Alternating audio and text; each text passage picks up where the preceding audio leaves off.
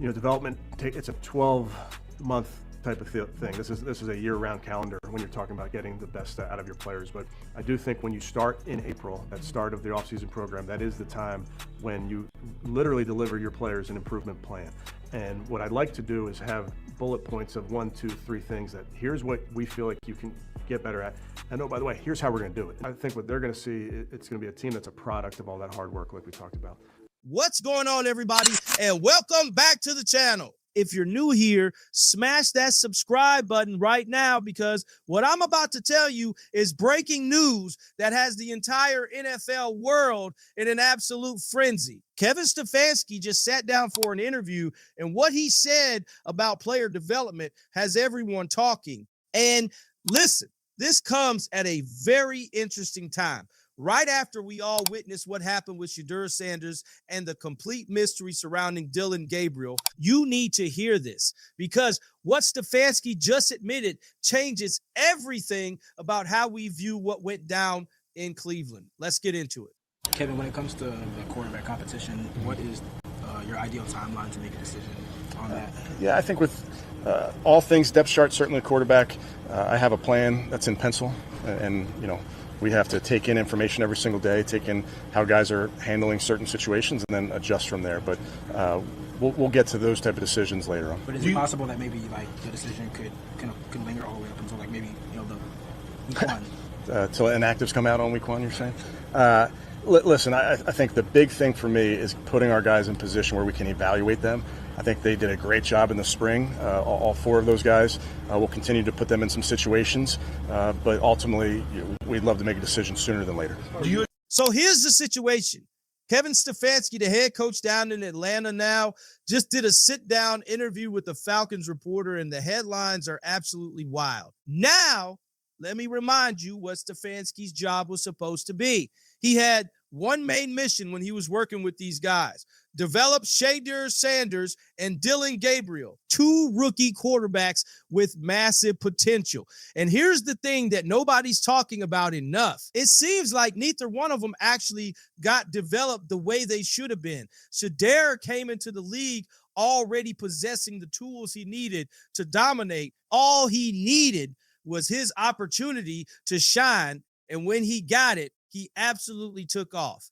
My dad was a coach, so all your memories, all of my memories as a kid, was centered around Lake Park High School football. So that's where you spent your time, you spent your summers, you'd go with your dad. He used to take, the memory that I have the most probably is, one that hits me is he used to take his football team to Appleton, Wisconsin, to Lawrence College or Lawrence University, whatever it is, and so we'd go there and stay in the dorms, and we'd go for a week, and all the coaches and their kids and the players, and we'd go up to Green Bay and go to the Hall of Fame and watch the players ride the bikes down the hill to their practice field. And so my memories are being around my dad's team, just like any coach's kid is really that. Their memory is, you may have your own memories of playing football, but it's a piece of it compared to when you grow up, you're a Lake Park High School Lancer. That's who you were. I mean, you had, everything was the blue, I think it was blue, black, and white. I think at least that's what the colors we had, but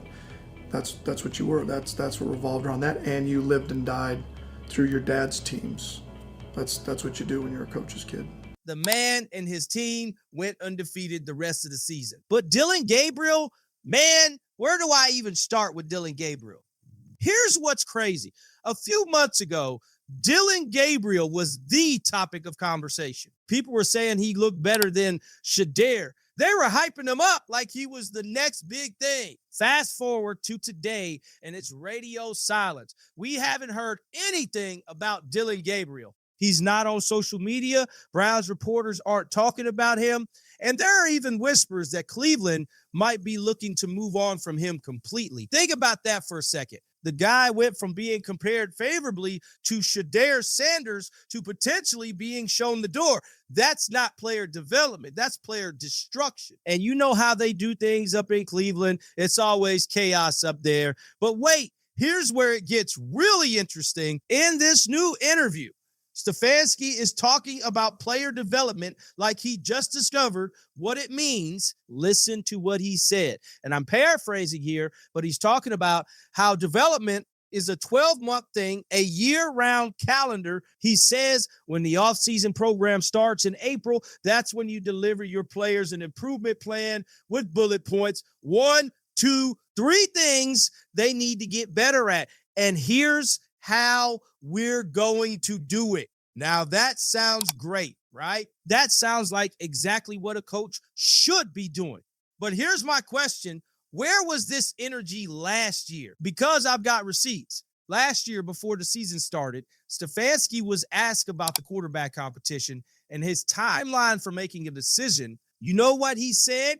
He said he had a plan in pencil. In pencil, y'all. He talked about taking in information every single day, adjusting from there, and basically gave the most vague, wishy-washy answer you could possibly give. When pressed about whether the decision could linger all the way until week 1, he basically said, yeah, maybe. We'll see. That's not a development plan. That's winging it. That's hoping something works out. And we all saw how that turned out. So what changed? Why is Kevin Stefanski suddenly talking like he's got this comprehensive, detailed approach to player development now, when last year it seemed like he was making it up as he went along?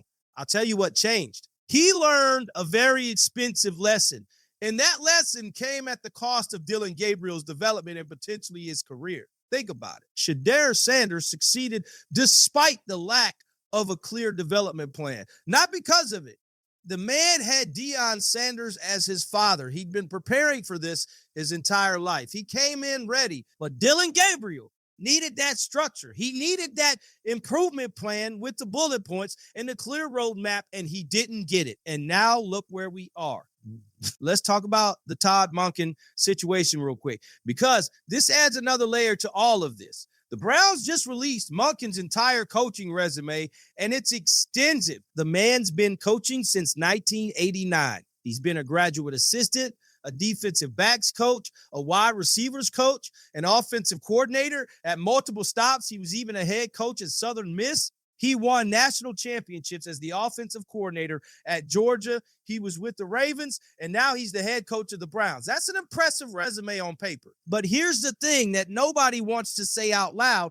All that experience didn't prevent the chaos and dysfunction we saw with the quarterback situation. Sometimes experience doesn't equal results, and I think that's a lesson the entire Cleveland organization is learning right now. Now, why does all of this matter for Atlanta? Because Kevin Stefanski is down there right now with Michael Penix Jr., and the Falcons just released Kirk Cousins today. The stakes could not be higher. If Stefanski comes in with this newfound philosophy on player development and it works, great. He's a genius who learned from his mistakes. But if this is just talk, if this is just him saying what he thinks people want to hear, and he falls back into the same vague, indecisive approach we saw last year, then we're looking at another quarterback's development being mishandled. And careers are on the line here. Here's what really gets me about all of this. This is about accountability in the NFL. Coaches are out here learning lessons and growing at the expense of young players' careers. Shedeur Sanders is going to be just fine because he was already elite when he stepped on the field. But Dillon Gabriel, his trajectory has been completely altered.